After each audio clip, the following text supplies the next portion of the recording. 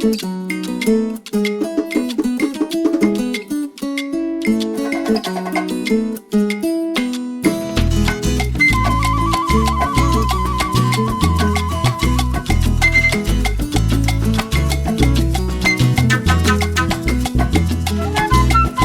and welcome to the Awakening with Kelvin Piri Podcast, part of our Bridges to Prosperity series, where we look at the systems, values and choices shaping the future of Africa by the year 2050.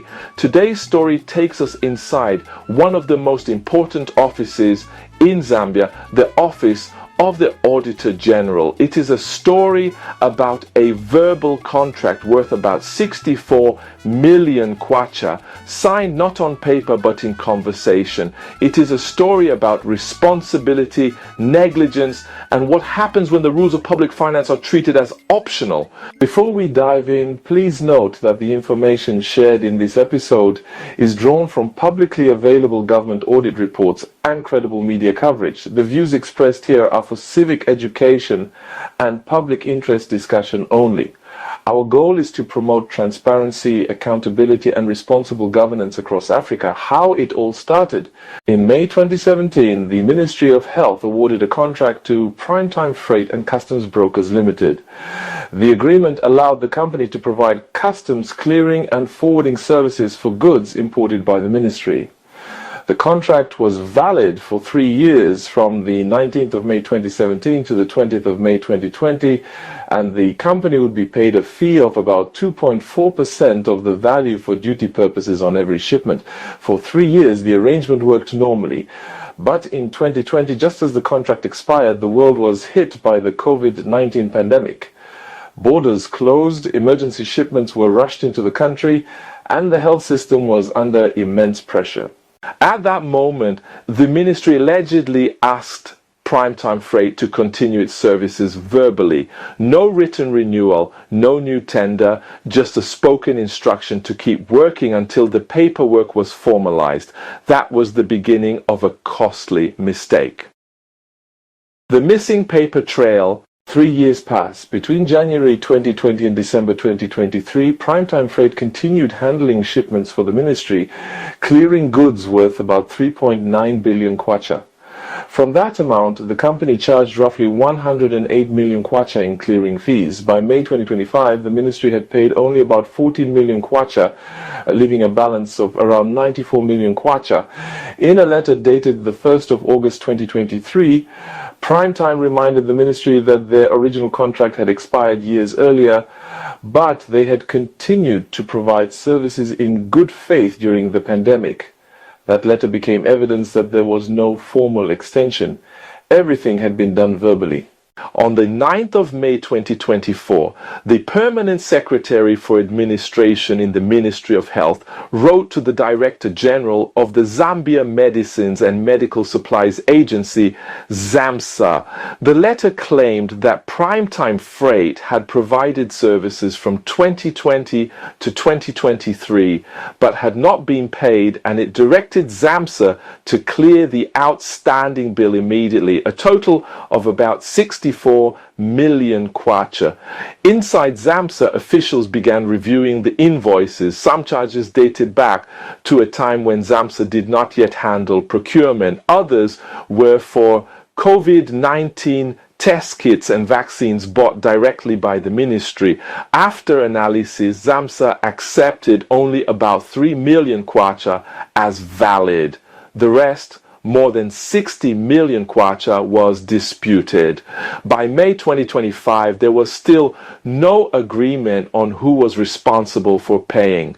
The Auditor-General concluded that the instruction for ZAMMSA to pay this amount was questionable and that the ministry's verbal extension of the contract violated Section 77, subsection 1 of the Public Procurement Act number 8 of 2020, which requires that all public contracts be in writing. Why this matters at first glance, it may seem like a technical issue, but this is about more than missing paperwork. It is about the values that underpin how public money is managed. A verbal agreement might work between friends. It cannot work for the government of a nation. When officials bypass written contracts, there are no safeguards, no accountability when things go wrong, no proof that taxpayers got value for money, and no legal protection for either party. This case highlights a deeper problem, a culture of informality inside parts of the public service where procedure is seen as a nuisance instead of a duty. Every kwacha that disappears into confusion is a kwacha not spent on medicine, on school desks, or on clean water. In this case, the money was linked to medical supplies. When payments are delayed or disputed, shipments of essential drugs stall at the border, hospitals wait longer, patients go without.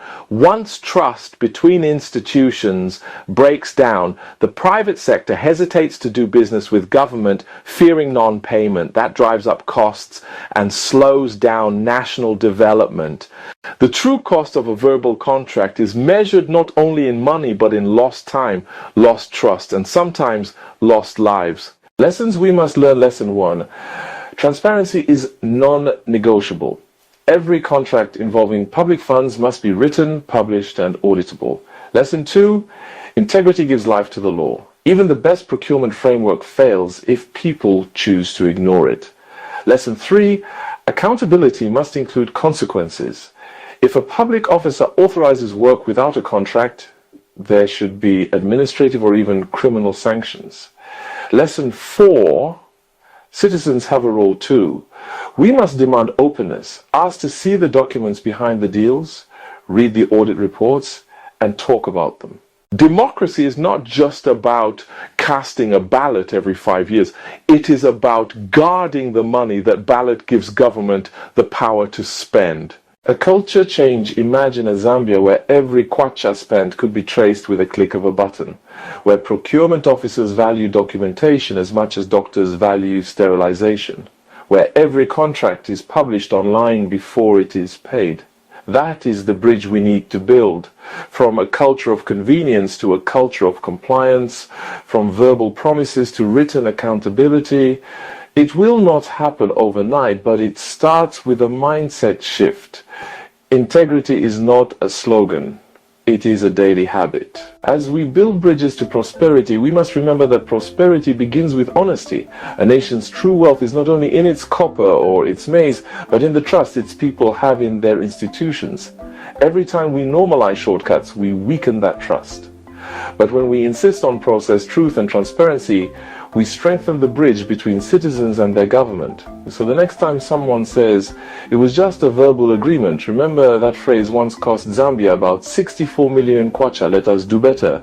Let integrity become our national culture. Thank you for listening to the Awakening with Kelvin Piri Podcast, part of the Bridges to Prosperity series.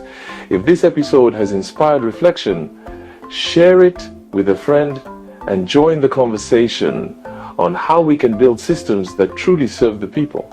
And before you go, if you enjoyed this episode, please like, subscribe, and share wherever you are listening or watching. Your support helps us reach more people, spark meaningful conversations, and keep building bridges to a better Africa.